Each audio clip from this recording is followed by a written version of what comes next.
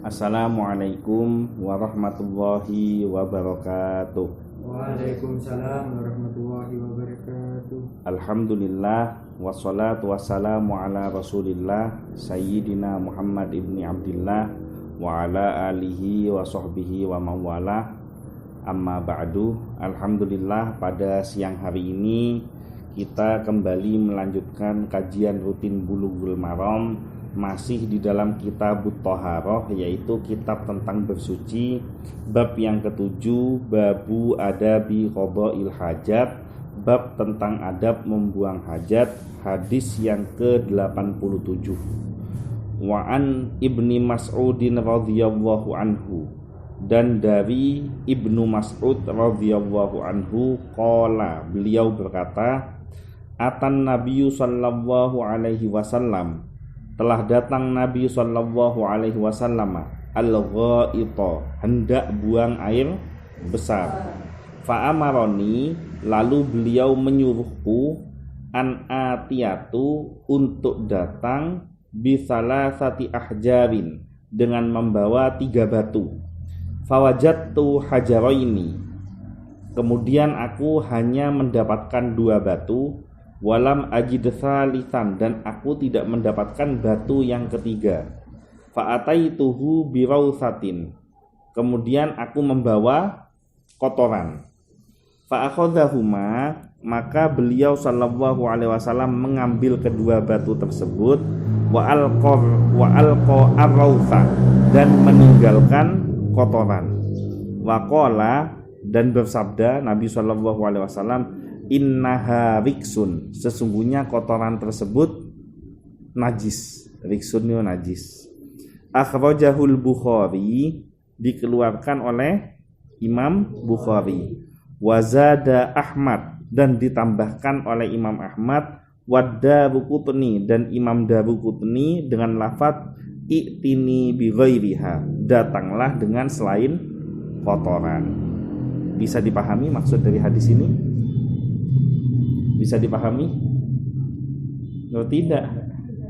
Jadi hadis ini menceritakan bahwa Nabi SAW itu hendak buang air besar. Nah, sementara lokasi pada waktu Nabi hendak buang air besar itu berada di lokasi yang tidak ada air, sehingga tidak ada alat untuk istinja atau bersuci. Nah, sementara di hadis-hadis yang sebelumnya Rasulullah mengajarkan kepada kita bahwa setiap kita mau buang hajat, hendaknya mempersiapkan secara lengkap dulu alat untuk bersuci. Maka Rasulullah memerintahkan kepada Abdullah bin Mas'ud untuk mengambil 3 buah batu. 3 buah batu ini digunakan untuk apa? Untuk bersuci. Nah, karena di daerah padang pasir kan batunya kan tidak segampang nyari di Pujer, ya. Nyari kemana-mana dapat cuma 2. Yang ketiga ini nggak dapat. Nah, kemudian karena merasa cuma dapat 2, takut tidak lengkap, Abdullah bin Mas'ud bawa 2 batu plus 1 kotoran binatang. Nah, di hadis yang sebelumnya diceritakan bahwa kebiasaan orang Arab jahiliyah zaman dahulu itu kalau habis buang hajat membersihkannya dengan kotoran binatang. Jadi kotoran dibersihkan dengan kotoran, gitu loh. Nah, maka Nabi SAW mengambil 2 batu itu dan meninggalkan kotoran tersebut. Dan beliau dengan tegas mengatakan bahwa kotoran tersebut itu najis. Bahkan dalam lafaz Imam Ahmad dan Daruqutni ditambahkan bahwa jangan menggunakan kotoran, suruh cari yang lain saja untuk alat bersuci. Bisa dipahami maksudnya? Jadi kurang lebih kalau secara bahasa kita seperti itu penjelasan hadis ini. Nah, sekarang kita bahas syarahnya. Riksun itu kotoran yang menjijikkan.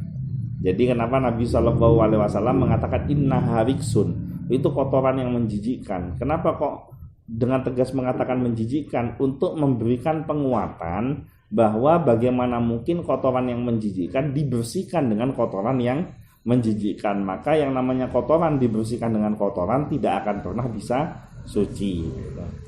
Nah, hadis ini jadi dalil kalau beristinja tidak boleh kurang dari 3 batu. Jadi kalau misalkan terjadi suatu saat kamu istinja berada di daerah yang tidak ada air sama sekali, terus kebeletnya sudah tidak bisa ditahan lagi, mau tidak mau harus buang air besar di tempat tersebut, maka salah satu alternatifnya bisa bersuci menggunakan batu. Namun pertanyaannya, bagaimana jika batunya hanya ada 2? Karena kan syaratnya tidak boleh kurang dari 3 batu. Dalam riwayat lain, Nabi SAW masih meminta batu yang ketiga. Jadi dalam riwayat lain diterangkan bahwa Abdullah bin Mas'ud itu diperintahkan untuk nyari lagi batu yang ketiga. Pokoknya harus sampai ketemu. Dalam hadis dapat dipahami bahwa perintah Nabi SAW yang pertama adalah menyuruh mengambil 3 batu. Jadi hadis ini mutlak mengatakan harus 3 batu. Ada pertanyaan sampai di sini? Soal istinja menggunakan batu? Bisa menggunakan yang lainnya, contoh seperti daun atau tongkat dan lainnya. Intinya alat bantu tapi yang sifatnya bukan riksun, kotoran yang menjijikkan. Yang tidak boleh itu beristinja menggunakan kotoran. Tapi yang paling afdol penggantinya setelah air kalau istinja itu batu. Kalau batu tidak nemu, bisa menggunakan alat bantu yang lainnya, mungkin tongkat atau kayu atau mungkin daun. Yang pasti setelah digunakan harus dikubur. Ikut dikubur beserta kotoran yang dikeluarkan. Jadi gali lubang, buang kotoran, istinja, alat yang digunakan untuk istinja itu masukkan juga ke dalam lubang itu, dikubur. Jadi tidak boleh dibiarkan keleleran. Apa bahasa Maduranya keleleran? Ya, cetan. Ya, kurang lebih seperti itu. Ada lagi yang lain? Bukan ada juga yang penting ada 3 sisi batu. Iya. Jadi di hadis yang sebelumnya juga ada yang menyampaikan bahwa menggunakan 3 sisi batu. Jadi ada ulama yang berpendapat 3 buah batu, ada ulama yang berpendapat 3 sisi batu. Tapi kalau dari lafadz hadis yang hari ini, itu pendapat ulama yang 3 buah batu lebih kuat daripada 3 sisi batu. Kenapa? Karena secara spesifik hadis ini menceritakan bahwa Abdullah bin Mas'ud bawa 2 batu.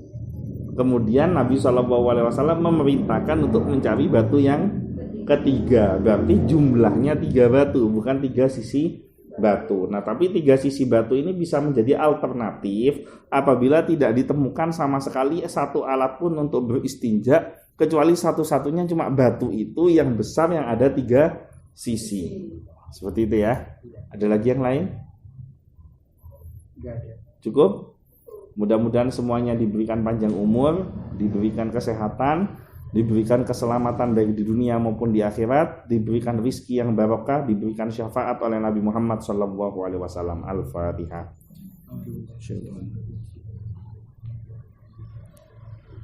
Iya kan. Wa'il maghdubi alaihim. Sekian dari saya, kurang lebihnya mohon maaf. Wallahul muwaffiq ila aqwamit thoriq, wabillahi taufiq wal hidayah. Wassalamualaikum warahmatullahi wabarakatuh.